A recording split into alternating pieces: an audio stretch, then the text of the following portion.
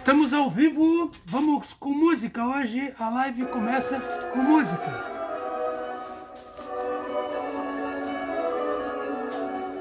Расцветали яблони и груши, поплыли туманы над рекой.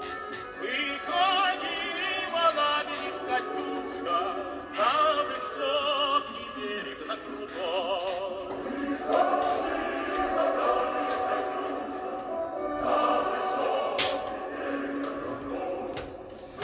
Já temos 11 pessoas na live. Hoje vai bombar. Temos um convidado para lá de especial para quem ama Fusca, para quem ama Volkswagen no modo geral. Katusha! Caiu! Ih.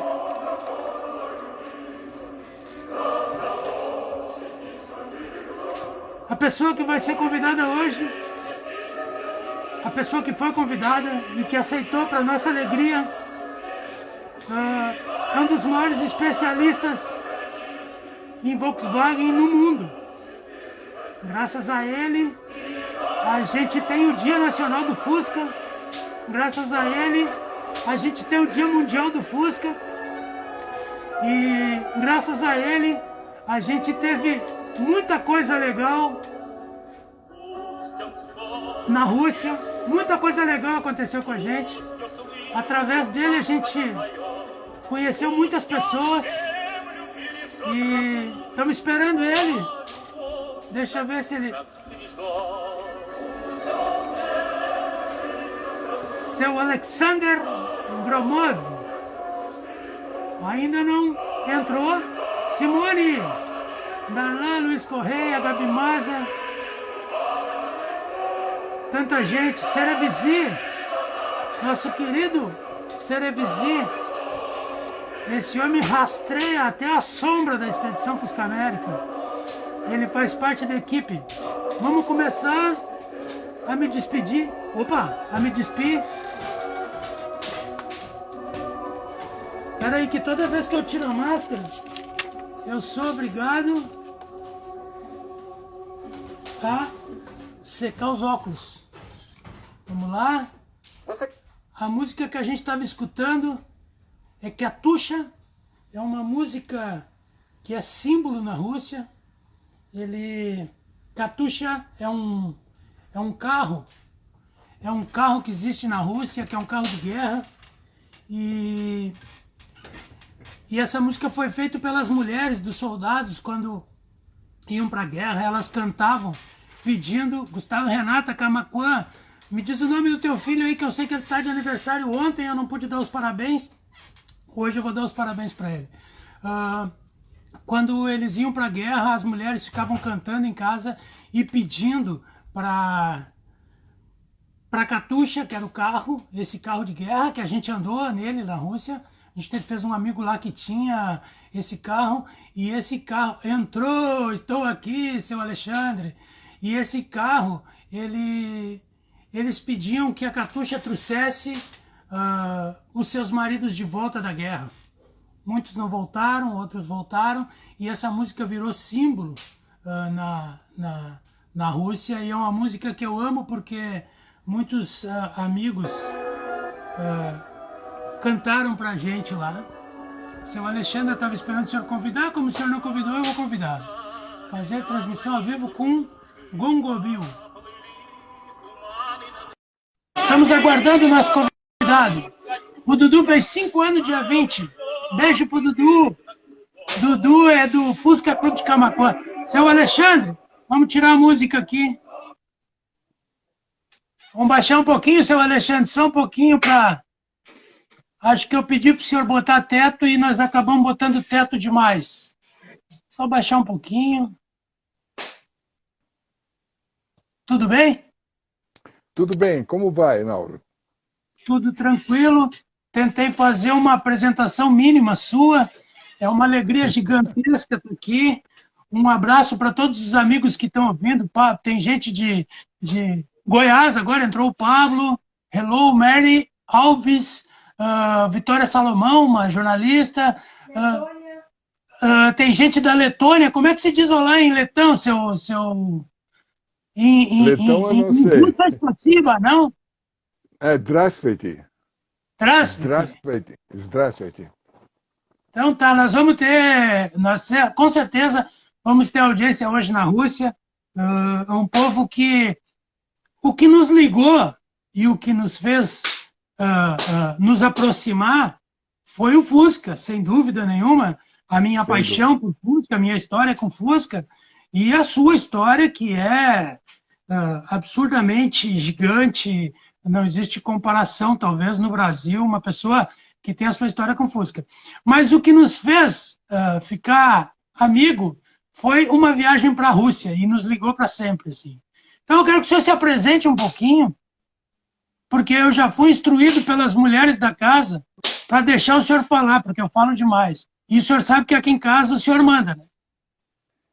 Olha, então eu cumprimento as mulheres da casa, sua esposa, Sofia, e cumprimento a você e cumprimento a todos que estão dando a nós a honra de participar desse bate-papo.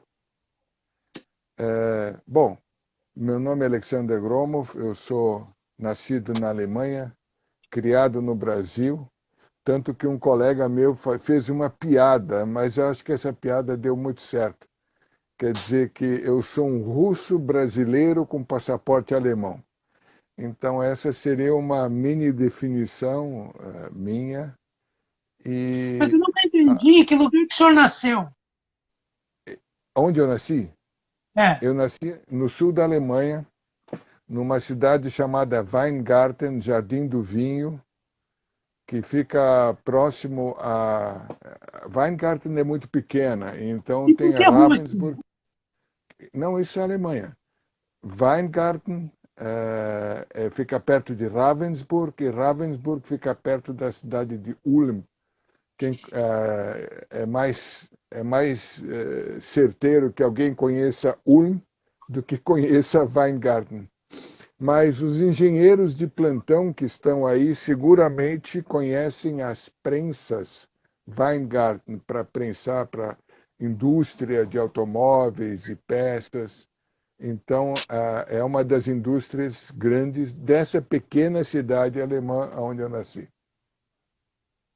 Mas eu sou engenheiro de profissão, trabalhei a vida inteira numa multinacional no tempo que a gente era fiel à empresa, né? Sim, E sim. Eu trabalhei hoje 20 anos também. eu trabalhei, foram 32 anos na firma Siemens.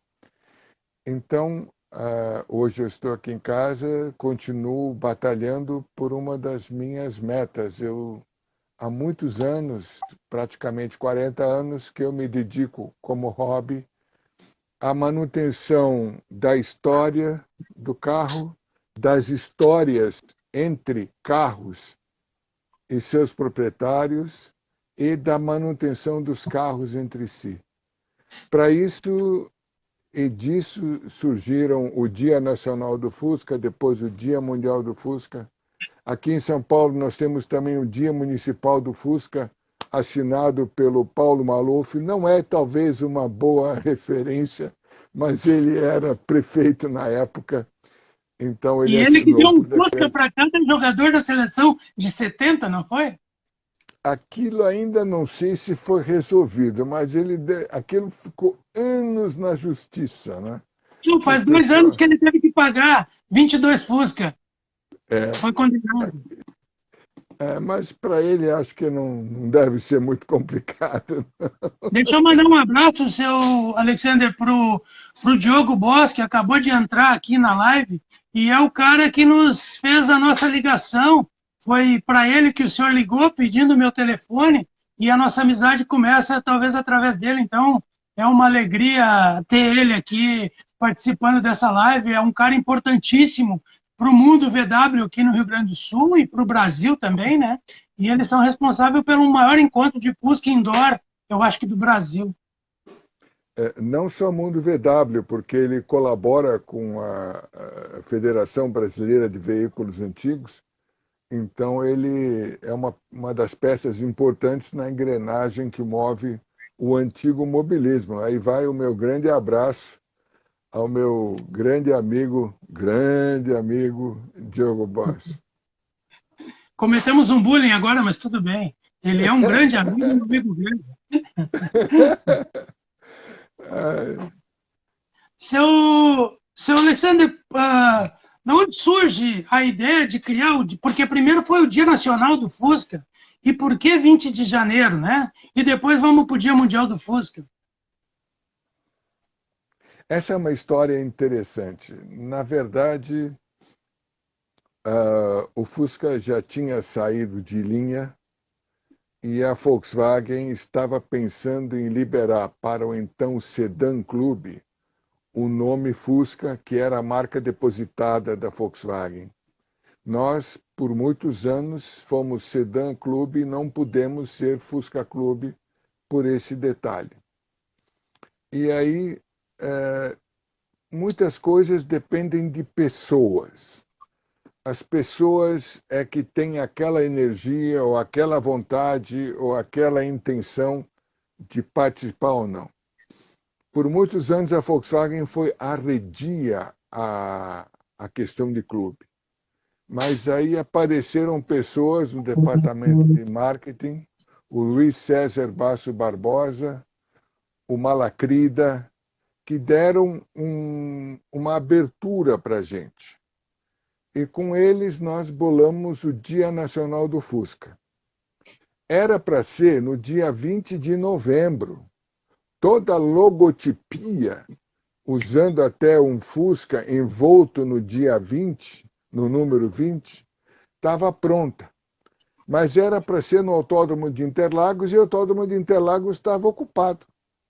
Sim. Ele só ia desocupar em janeiro. Então, foi postergado para o dia 20 de janeiro e se manteve a logotipia, quer dizer, não foi bem no dia 20, mas se manteve a logotipia de 20 porque já havia se investido nisso. Então, na verdade, o dia 20 de janeiro não tem ligação alguma com a história do Fusca. Foi uma situação que ocorreu. Mas, em compensação, hoje é um dia histórico no Brasil. Agora sim, ele criou a sua própria história, ele se autoafirmou. E o senhor era presidente do Fusca Clube do Brasil na época. Eu era presidente do Sedan Clube, depois do Fusca Clube. Trabalhei durante mais de 13 anos em prol do clube, fiz o clube ficar conhecido internacionalmente, porque nós tínhamos um boletim chamado A Bananinha. Sim, eu tenho alguns exemplares aqui em casa. E esse boletim, a partir de uma certa... Tá ligando. Desculpa, seu Alexandre, é que eu pedi para avisar que tem alguém ligando no fundo aqui, e daí atrapalha um pouquinho a live. Eu já baixei o volume aqui das chamadas. Então, onde é que eu estava agora? Você estava falando que tinha o informativo. Então, para quem não sabe por que a bananinha, porque é a sinaleira, né? E aí eu passei a mandar o Bananinha também para vários clubes no mundo inteiro. Então tinha uma parte em inglês e uma parte em português. E isso foi muito bom na ocasião que eu estava preparando o Dia Mundial, que eu trocava ideias com os clubes através do Bananinha, porque não tinha internet naquele tempo. Sim, sim. Era correio, então no Bananinha eu colocava a minha opinião, o pessoal colocava a resposta do pessoal que vinha por carta. Então, assim, foi trabalhado também o Bananinha, e o Bananinha veio a ajudar, e com isso, naquela época, o Fusca Clube, já podia ser Fusca Clube, era conhecido no mundo inteiro. E foi através nessa época. Primeiro eu quero mandar um abraço aqui, se o senhor puder mandar em russo para o Roma, que é o presidente do New Beetle Club de Moscou, que está nos assistindo. Roma é o nome dele, que nos cuidou muito lá. Здравствуйте, Roma. Поздравляю вас и всего хорошего. Спасибо, что вы с нами сегодня. И я не знаю, если вы будете понимать, что мы говорим по-португальски. Ну, Para попробуем. quem está vendo o seu Alexander falar em russo, eu, em uma das casas que eu fiquei na Rússia, que é do Ravil, que é um restaurador de carros antigos que tem em São Petersburgo, uma pessoa que virou meu irmão para Maravilhoso. sempre, e teve um dia que o seu Alexander me ligou, estava na casa dele, e para surpresa do Ravil, a gente estava naquela loucura de Google Tradutor, arranhando o inglês, enfim, e eu passei o telefone do Ravil para o seu Alexander e vocês saíram falando em russo aquele dia e a minha vida se tornou bem mais fácil a partir do dia que o senhor conversou com ele. Me diz uma coisa, uma curiosidade, assim, qual a sua interferência na volta da fabricação do Fusca no Brasil? Existe alguma? Porque o senhor estava dentro da fábrica da Volkswagen, junto com o Itamar Franco, em 93, quando voltam a fabricar o Fusca. O senhor era o presidente do Fusca Clube do Brasil na época. Como convidado. Como convidado. Mas o senhor deu entrevista no jornal. A minha interferência foi zero. A volta do Fusca se deve a um sentimento que o Itamar Franco tinha muito forte de mimetizar o Juscelino Kubitschek. O Juscelino Kubitschek, para o Itamar Franco, era um enorme ídolo.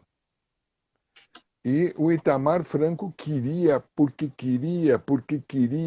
todas as forças do universo, repetir a cerimônia de inauguração do dia 19 de novembro de 1959, quando o Juscelino desfilou com Fusca conversível na fábrica da Volkswagen. Então, quando ele pegou o poder, quer dizer, quando ele assume, né? Quando houve um impeachment e ele ganhou o poder, ele já comentou com os seus mais íntimos: agora eu faço o Fusca voltar. E de lá houve uma pressão muito grande, houve uma série de coisas inimagináveis. Cada uma das empresas, naquele tempo, já tinha o seu carro popular. Quer dizer, já tinha o Chevette Júnior, já tinha o Gol 1000, que era um Gol com o motor do Corcel. Sim. Nós estávamos no tempo da autolatrina, né? Latina, autolatrina, e o pessoal estava se armando. Haviam reuniões de grupos setoriais para acertar detalhes de carros e tal, tinha que ser 1000 centímetros cúbicos e tudo, bababá. E daí surge a ideia de fazer o Fusca virar carro popular. E a Volkswagen, para fechar a conta do investimento para fazer a volta do Fusca, ela pôs na balança a volta da Kombi, ou a transformação da Kombi em carro popular. Mas eram os dois com motor 1600, mas aí veio a criatividade. Se fez um decreto fazendo que, para carros arrefecidos a ar, valia motor 1600 como carro popular, resolvido o problema.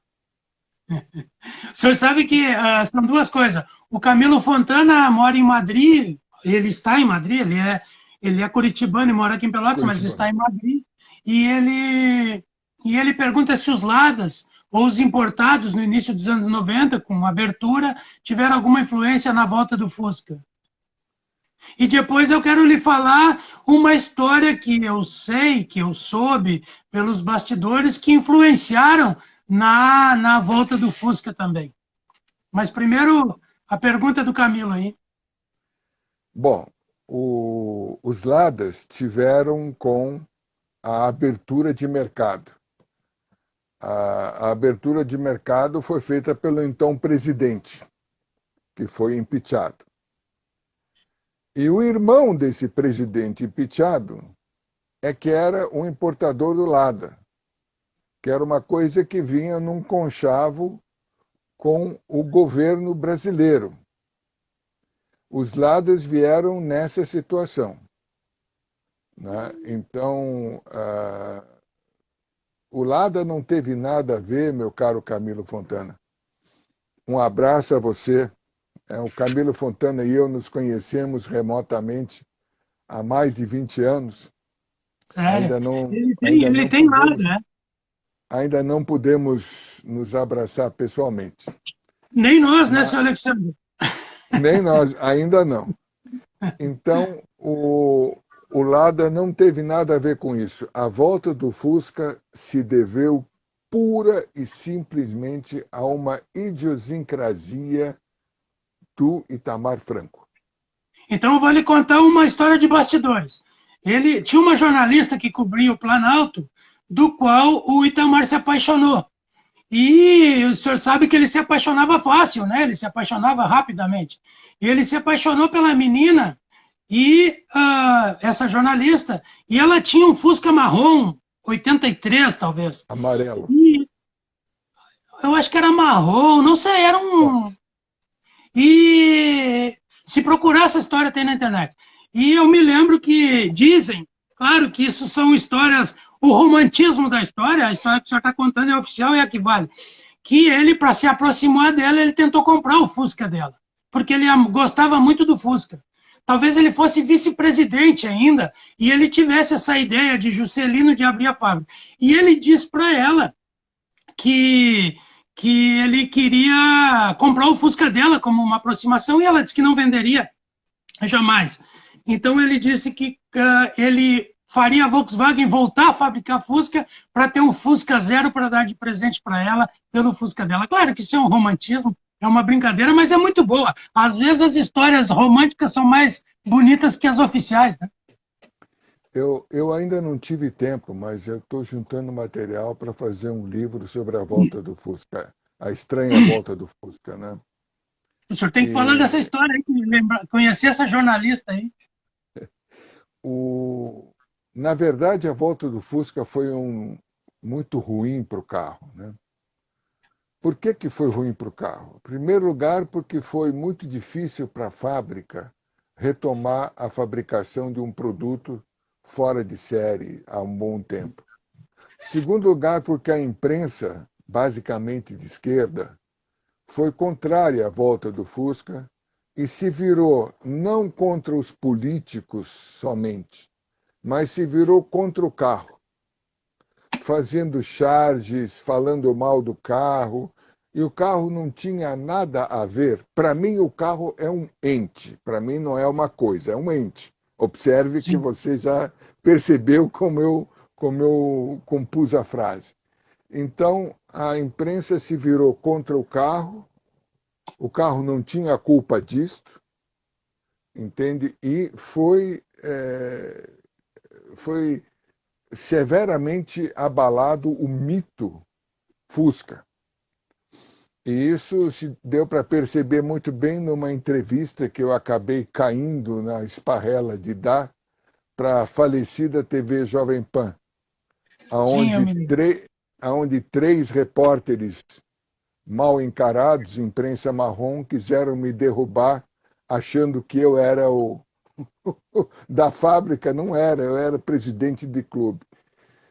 Então, para o carro em si, apesar de ter saído uma série que é muito amada, a série dos carros Itamar, tem um grupo de pessoas dedicado a isso.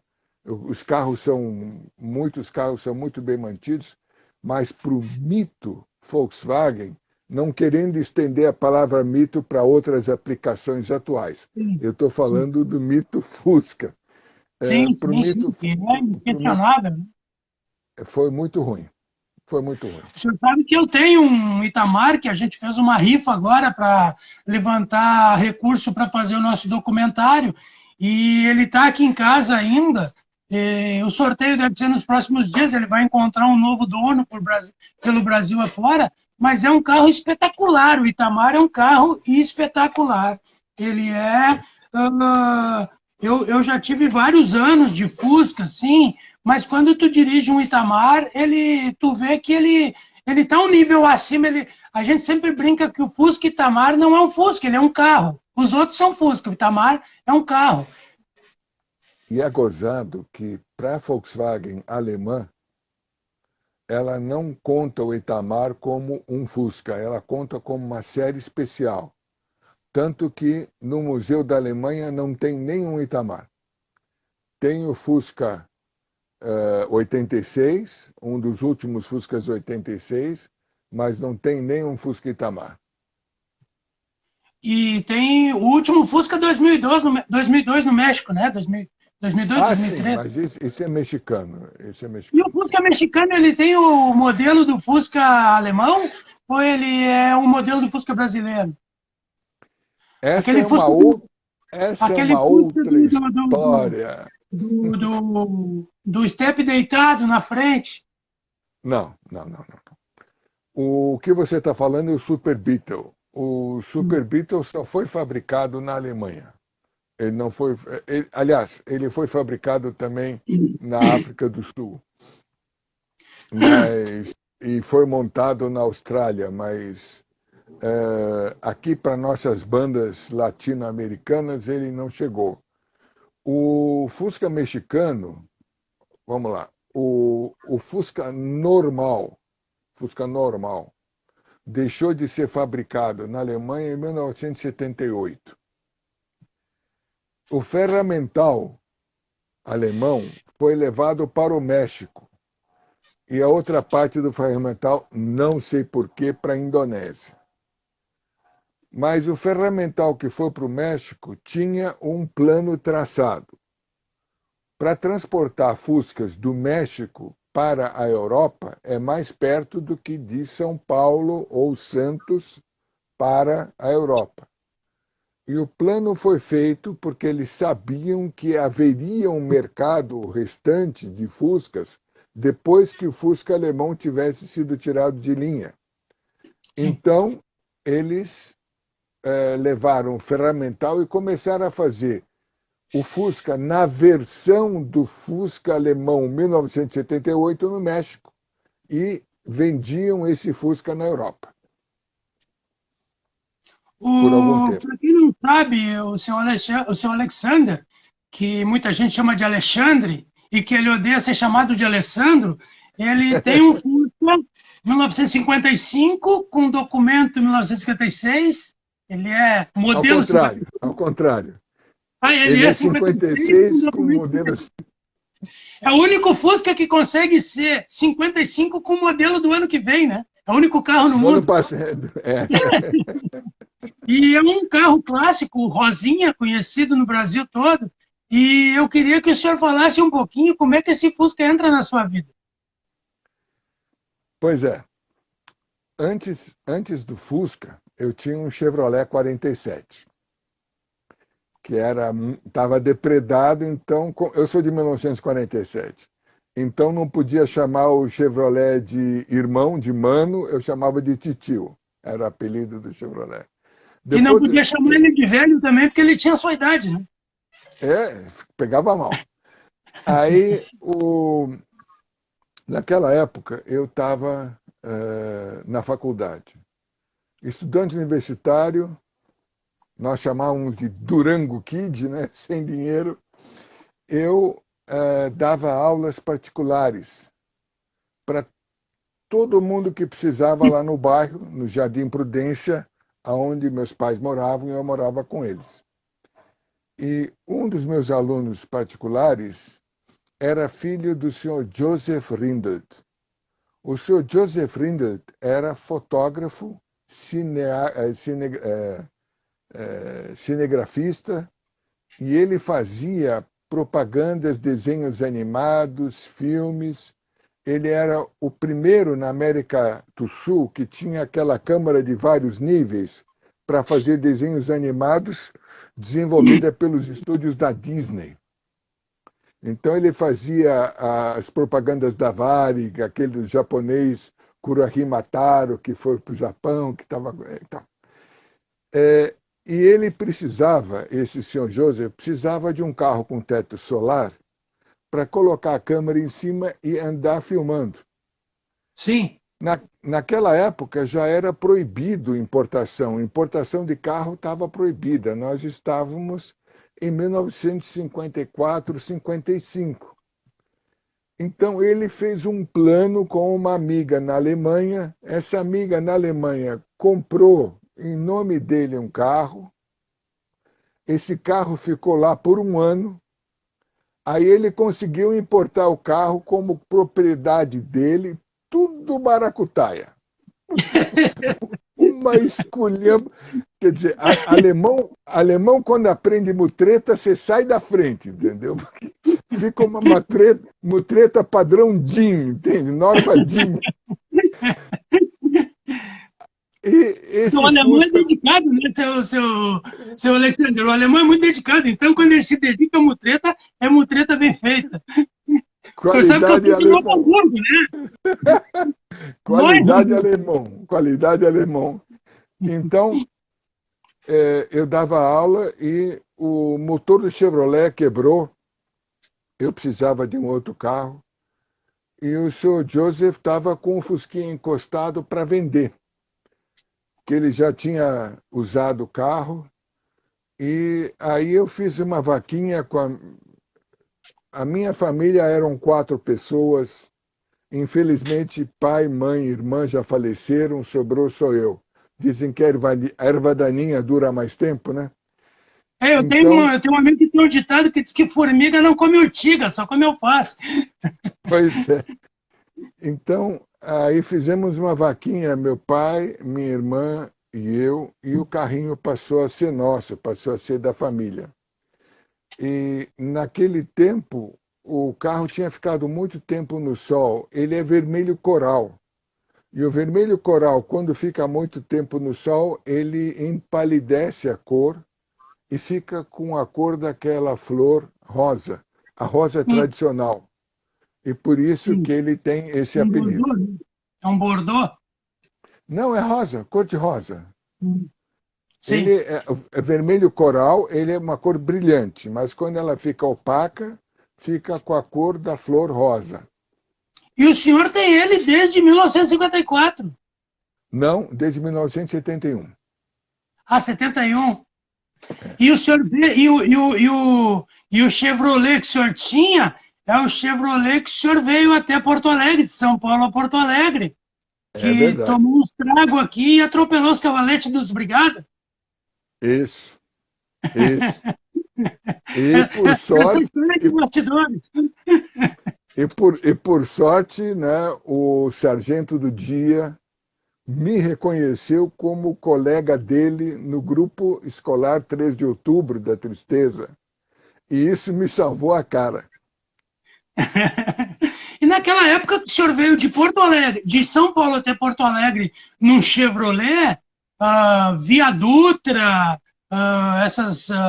o Regis Bittencourt, tudo já era asfaltado, não? Elas vão ser... Não, elas foram asfaltadas. Elas foram asfaltadas na época do Getúlio. Elas foram... A Via Dutra, a Anchieta e a Anhanguera são estradas que foram feitas no Brasil seguindo o projeto das autobahns alemãs. Então, o projeto, o conceito básico, por exemplo, o piso com placas de concreto, em vez de asfalto. Elas tinham placa de concreto. Só que na Alemanha, a placa de concreto tinha meio metro. E no Brasil, 30 centímetros. Aí não deu tão certo. O senhor sabe que até hoje ainda tem uma parte da estrada que vai para Bagé que é de placa de concreto ainda, que resistem. Sobre estrada, vou te contar uma historinha que talvez você não acredite. Mas da sua cidade, Rio Grande, para a praia do Castelo, Desculpa, Pelotas, Pelotas, Sim. não, Pelotas. Mas eu vou dizer agora, você tem razão, Pelotas, mas agora, de Rio Grande para a Praia do Cassino, ia uma estrada. Essa estrada foi construída por um engenheiro absolutamente maluco.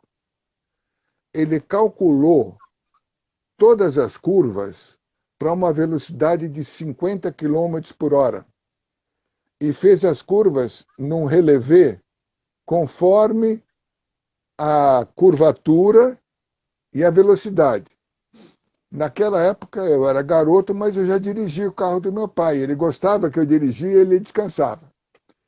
Nós fomos do Rio Grande até praticamente a Praia do Cassino, sem eu corrigir a direção, num Citroën 11CV normal, só acelerando o carro e ia fazendo a curva sozinho. Acredite se quiser. Acredito que os mais velhos aí da sua região poderão talvez confirmar o que eu estou falando. Ela foi a primeira estrada asfaltada no Rio Grande do Sul, né? É. É isso eu sei, eu tenho certeza. Ela foi a primeira rodovia asfaltada no Rio Grande do Sul, é RS. Eu não me lembro o nome da RS, se alguém souber e quiser pôr aí, mas ela agora, depois de 50 anos, ela foi duplicada e na duplicação ela perdeu como é que posso chamar? Relevé. Relevé. Como chama? Chama relevé. Relevé. Relevé. É. É uma palavra bonita que eu não saberia nunca. Eu sei muito de Francês. fotografia, seu Alexandre. E de Fusca, mais ou menos. Seu De Alexandre, em Fusca. homenagem ao senhor que morou no Rio Grande do Sul, eu vou comer um docinho de Pelotas aqui, que a Gabi me trouxe, um quindim, e vou tomar um vinhozinho aqui, em sua homenagem, porque eu estou muito feliz e muito emocionado com essa live, pelo que o senhor representa para a Expedição Fusca América. E tem uma pergunta aqui que é da produção, de quem manda em tudo aqui, né? A Gabi. Da Gabi, claro, Gabi e a Sofia, que elas estavam com muito medo de ir para a viagem e assim, estava muito difícil a arte do convencimento para que a gente conseguisse com que elas me acompanhassem. Primeiro elas iam junto para a Rússia, depois acabaram indo não querendo ir para a Rússia, e o Caio foi comigo para a Rússia, depois elas fazem os 9 países da Europa, que foi uma viagem inesquecível, espetacular. E daí ela diz o seguinte, que quando o senhor surge na nossa vida, por coincidência, um pouco antes da nossa viagem, e no meio daquela loucura, eu dando uma entrevista para o senhor faz um texto primoroso, e a sua entrada na nossa vida, ela passa a dar uma segurança a elas. E sem o senhor, talvez eu não tivesse conseguido com que a gente tivesse feito essa viagem histórica na nossa família, na nossa vida, inclusive na vida do Fusca no Brasil hoje, né? E eu queria saber qual é a sua influência naquelas pessoas que surgiam na nossa vida do nada, na Rússia, na Letônia, né? Saber que tinha um cara que nos monitorava permanentemente, o Sérgio, que mora em Amsterdã, e ele ia pelas redes sociais nos monitorando e avisando os Fuscas Clube da região de que nós estava passando, e do nada surgia alguém para nos receber, para nos conhecer. Eu quero saber o que mágica que o senhor fez que nos abriu tantas portas. A mágica chama Fusca. A mágica chama a Grande Confraria Mundial dos Proprietários de Fusca. É uma confraria que não tem estatuto, não tem protocolo, não tem nada escrito, mas tem coração. Tem muito coração. E dificilmente um dono de Fusca deixa outro dono de Fusca na mão. Pelo menos no mundo normal. Hoje em dia o mundo está muito ruim. Está muito estranho. Antigamente eu parava para todo mundo para ajudar na beira da estrada. Quando eu parei uma vez e fui assaltado, aí eu não parei mais. Mas o dono de Fusca, ele tem coração, ele entende, ele participa, ele gosta, ele respeita quem faz viagens como você, ele quer ajudar a quem está fazendo uma viagem como você, por causa dessa grande confraria em forma de coração no qual por dentro passam os Fuscas. O senhor sabe que Então, quando caiu a roda do Fusca na Letônia e a gente se viu desesperado, inclusive eu liguei para o pessoal do Fusca Clube de Novo Hamburgo para ver se tinha como me mandar um semi-eixo, uma bengala para lá, porque eu estava desesperado, a gente tentando comprar uma peça e na Letônia não existia Fusca, a não ser os dos Fusca Clube. E a Gabi manda uma mensagem para o Vabolé Clube, que em letão Fusca é Vabolé, e surgem pessoas na nossa vida, e é até complicado de falar, porque eu me emociono, assim, porque o pessoal do Clube do Vabolé, a Vija, o Yudes e tantas outras pessoas, eles não tendo essa peça, eles descobrem um único Fusca que existe no país, porque é um país muito pequeno, num ferro velho, e eles compram esse Fusca por 200 euros, numa vaquinha que eles fazem entre eles para tirar essa peça. Por o meu Fusca ser um 68, as peças que eles tinham não servia porque era Fusca mais novo, e eles tiram essa bengala e arrumam o meu Fusca. E isso viabiliza com que a gente consiga realizar o sonho de cruzar a Europa com a Gabi e a Sofia, em família. E foi assim, numa emoção tão absurda, na hora que eu pergunto para eles assim, quanto eu estou lhe devendo, né? Porque o dinheiro era muito contado, a gente tinha sido roubado em Moscou, a gente estava com o Moscou. dinheiro muito contado. E eles me abraçam, né? Sempre me disseram que os nórdicos eram muito duros e, pelo contrário, me abraçam e dizem, com os olhos cheios de lágrima, que eu tinha uma dívida muito maior com eles do que dinheiro poderia pagar. Eu nunca poderia parar de viajar, porque as viagens da Expedição Fusca América provavam a eles de que era possível sonhar e realizar seu sonho com pouco. Então, assim, e nessa hora eu lembrei do senhor, assim, porque eram portas que se abriam, né? E o que nos ligou foi essa simplicidade do Fusca. Um carro que parou de ser fabricado, mas que continua em tudo que é canto, de tudo que é jeito, né? As pessoas é, apaixonadas. Então, essa, essa live também serve para lhe agradecer. essa é uma demonstração dessa grande confraria não oficial, porém do coração. É uma maravilha.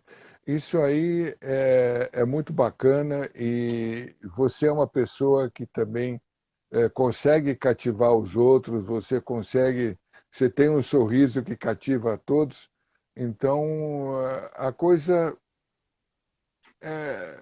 chama, a amizade chama a amizade. Mas eu acho que o Ódio, segundinho tem um sorriso mais bonito que o meu, viu?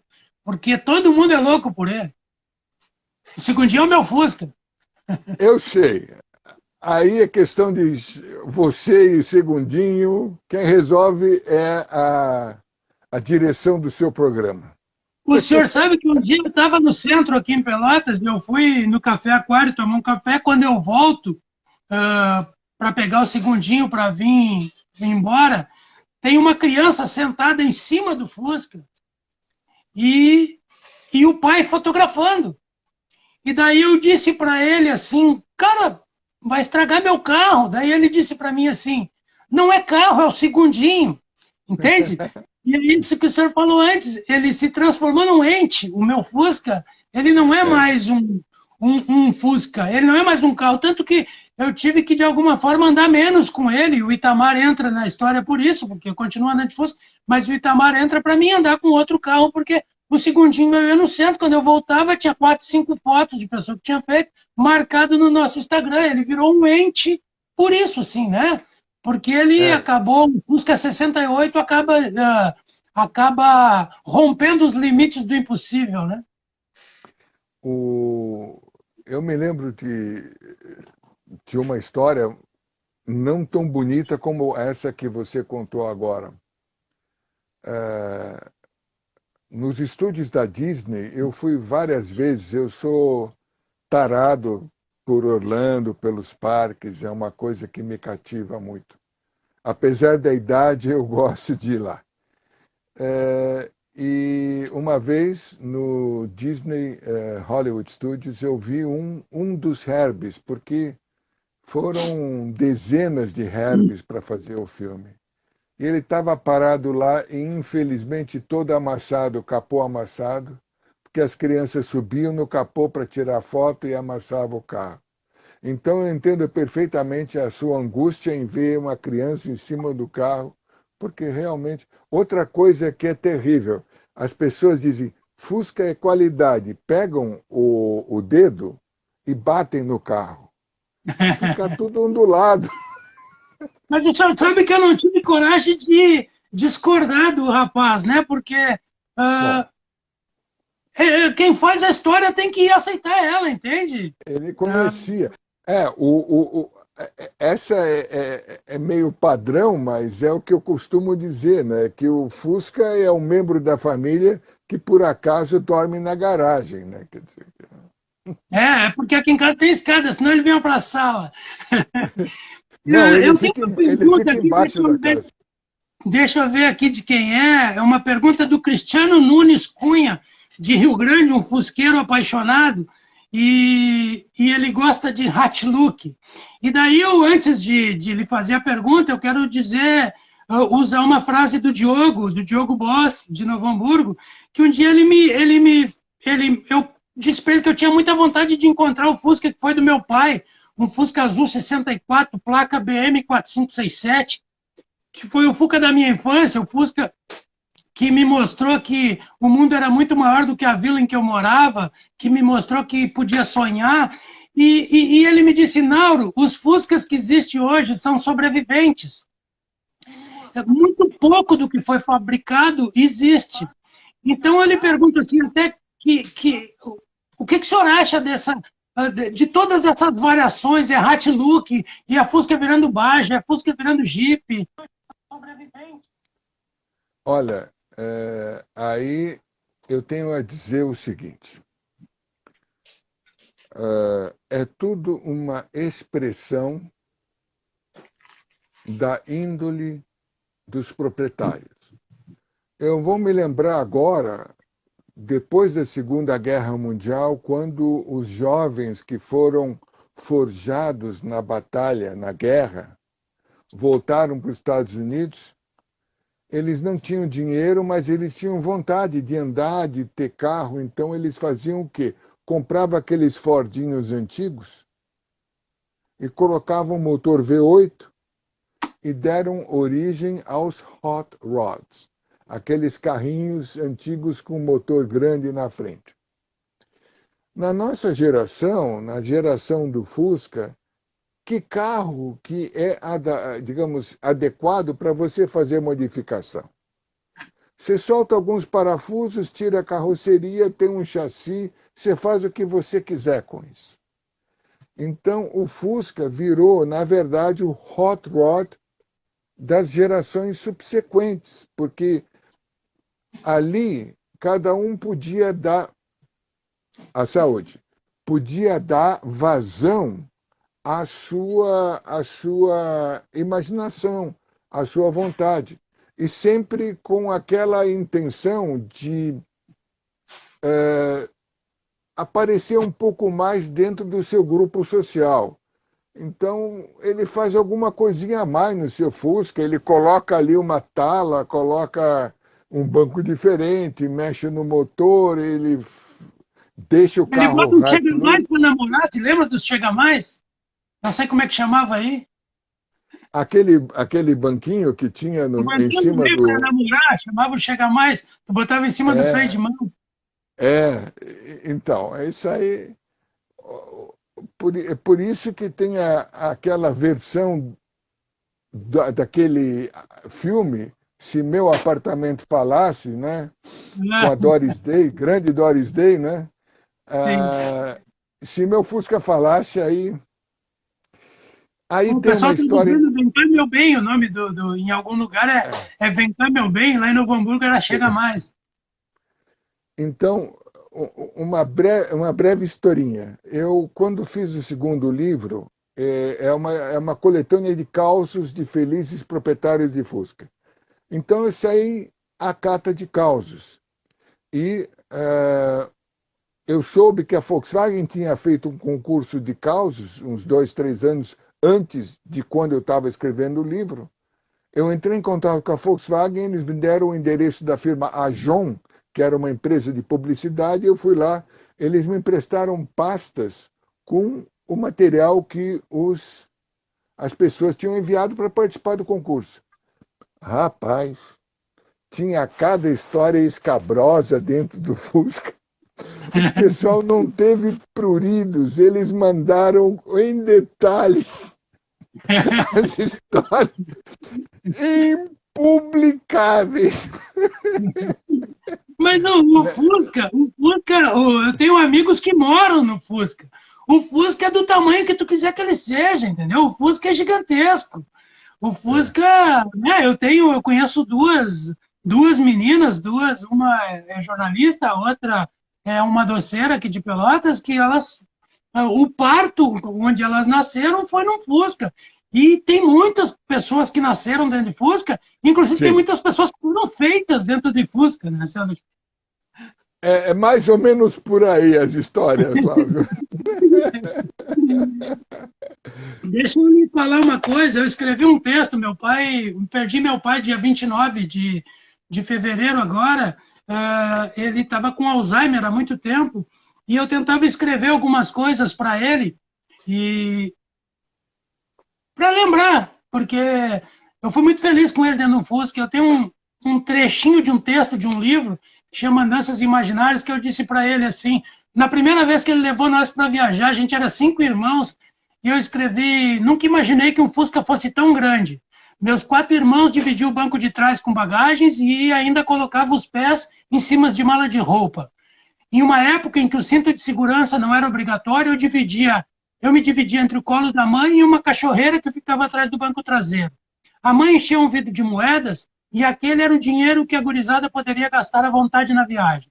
Em São Francisco de Paula, dormi em hotel pela primeira vez na minha vida. Ainda sinto o cheiro daquele hotel de madeira com banheiros no corredor. Como eu era o caçula, dormia num quarto com meu irmão Roberto e com o Dagoberto. A Lúcia e a Eliane, minhas irmãs, dormiam em outra. E o senhor, pai, junto com a mãe, comemorava uma segunda lua de mel e tinha um quarto só para vocês lá no fundo do corredor. Era um sonho. Que bonito. Que bonito. Parabéns. Eu acho que o Fusca é isso. Desculpa, eu me mencionei. Esse caos podemos passar para minha coluna, depois me manda. Eu acho que o Fusca é isso, né? Ele mexe muito com a memória da gente, né? Não tem outra explicação a não ser. Eu acho que o Fusca está dentro da gente. Quando as pessoas dizem para mim que querem viajar de Fusca, porque eu sou muito feliz de viajando de Fusca, eu digo, não, tu tem que buscar o Fusca que existe dentro da tua alma, que pode não ser um Fusca, entende?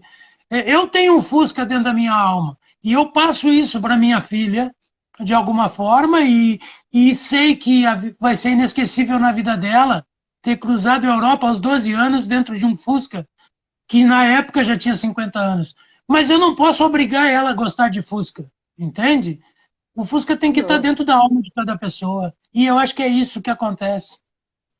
obrigar não. Ela curtiu, foi aquele tempo. Agora ela vai sair com o carrinho dela, moderno e tal. Quem sabe no futuro ela vai ter um Banzo, aquele Fusca do meu pai e tal. Então, vão vir as reminiscências, vão voltar. E o Né? senhor é meio gaúcho, né? Se eu vou trocar de assunto, porque eu fiquei emocionado aqui, então vou falar de amenidades. O senhor morou no Rio Grande do Sul muito tempo, né? Bom, nós somos imigrantes, né? Nós viemos da Alemanha. Meu pai, para poder entrar no Brasil, teve que declarar que era agricultor. Senão, não teria como entrar. Ele entrou como agricultor, mas de cara ele já era engenheiro Faltava o diploma porque a guerra não deixou, mas ele já tinha um conhecimento muito avançado de engenharia.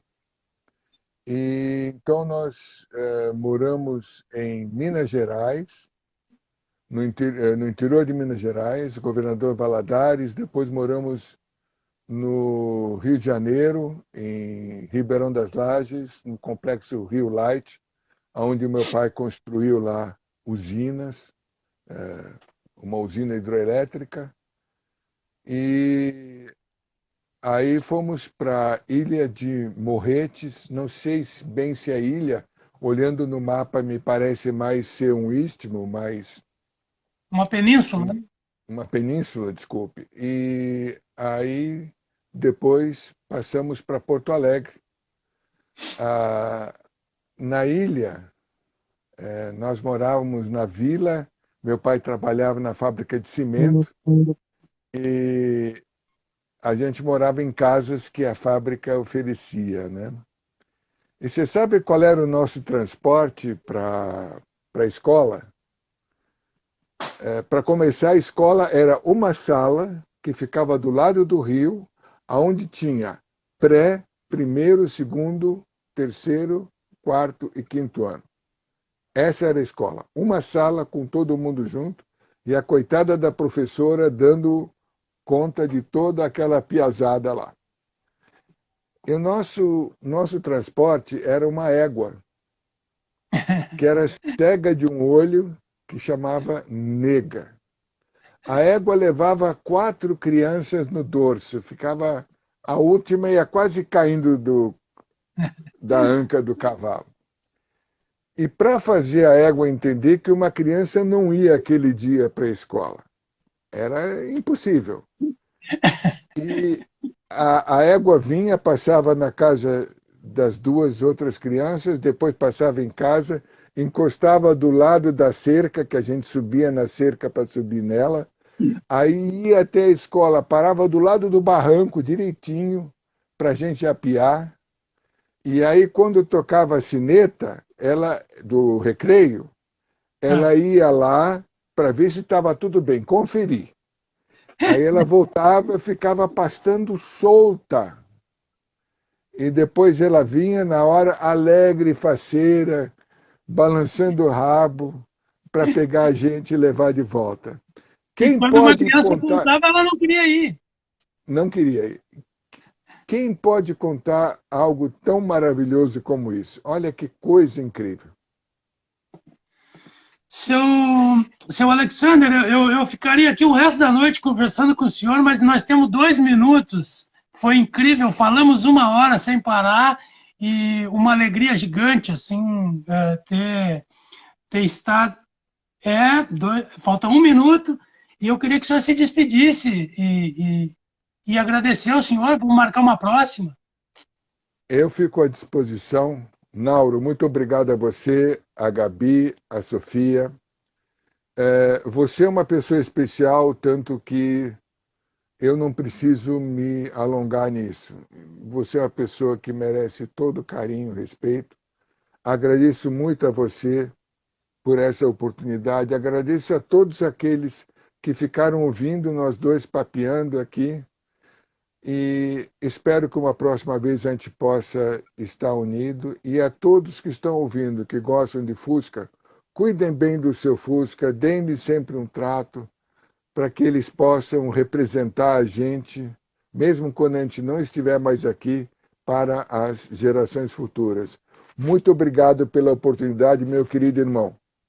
Obrigado ao senhor. Me perguntaram sobre a cor da minha camisa. Eu coloquei em homenagem à minha ida de Fusca Antártida, então eu resolvi botar essa camiseta hoje. Né? A máscara que eu usei é uma máscara que eu ganhei de um mecânico na Rússia, a touca ali, que o senhor sabe o nome, é uma touca russa.